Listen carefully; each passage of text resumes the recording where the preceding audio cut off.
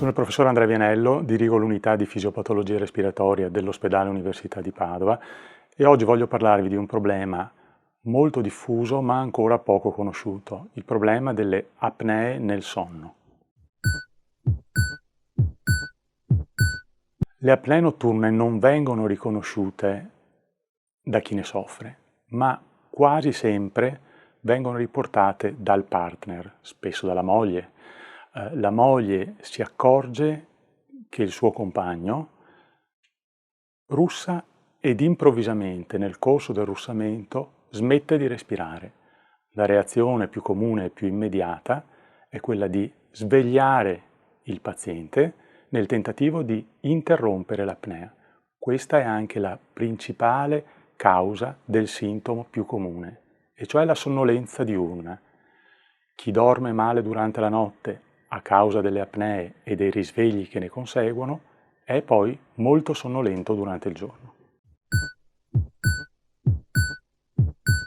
Diciamo che nella popolazione generale, in cui le apnee nel sonno sono molto diffuse, 7-8% della popolazione, la causa più comune è il sovrappeso.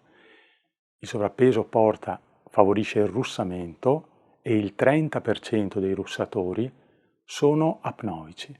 Altre cause possibili sono date da tutto ciò che crea una resistenza al passaggio dell'aria nelle vie aeree superiori, per esempio comunemente nei bambini l'ipertrofia delle tonsille. Prima di tutto è necessaria una diagnosi certa, che viene fatta attraverso un esame definito polisonnografia. Durante il sonno si registrano una serie di parametri cardiaci, respiratori, neurologici. La terapia dipende dalla gravità dei sintomi. Quella più comune e più diffusa si basa sull'impiego di un apparecchio nel corso della notte che si chiama CPAP. Soffia un flusso d'aria all'interno delle vie aeree del paziente e interrompe le apnee e con questo tutta la cascata di effetti e di sintomi che ne consegue. Molto recentemente è stata introdotta anche una terapia farmacologica per le apnee nel sonno.